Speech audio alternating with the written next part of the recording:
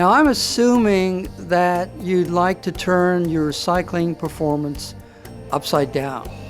Now what I mean by that is that you really like to be riding a bike faster, climbing stronger than you ever dreamed possible. That's what I mean by turning it upside down. Now if that does interest you, then pay attention. What you're going to be seeing is the technique that I taught Alain Miramon, who's one of the elite French ultracyclists, when I was in France in 2003 coaching. Of course, I taught him the BreathPlay technique, which is reverse effort breathing. You learn to push air out, let it in, instead of sucking it in and letting it out. You learn also to breathe in rhythmic patterns. Using that technique, I taught him a technique I call the dish towel, the Coup de Torchon, the dish towel technique. It's a pedaling technique which reverses pedaling effort. And let me talk you through the process that I used to introduce the idea to him. I had him take a dish towel. We were in his kitchen. I had him pull that dish towel tight at eye level, and then move one hand up, the other hand down, so that it was now vertical, tight and vertical.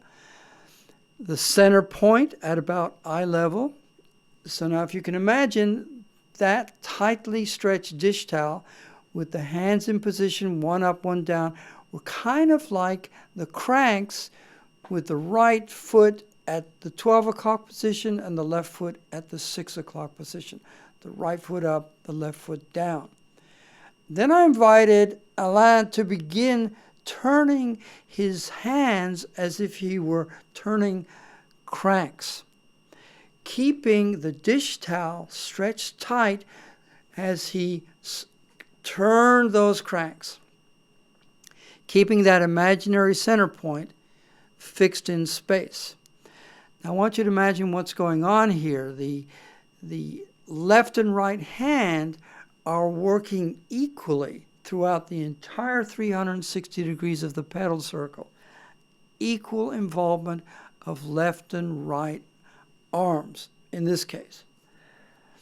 Now, what I wanted him to do with the dish towel was get a feel for the technique that can be applied to the pedals, the centrifugal pedaling technique. Very much like upside down breathing, this is upside down pedaling. You do the opposite of what most people do as they pedal. That is, you pull the cranks long, you stretch the cranks instead of using the majority of your force to push down towards the crank axle. You're always pulling apart, away from the crank axle.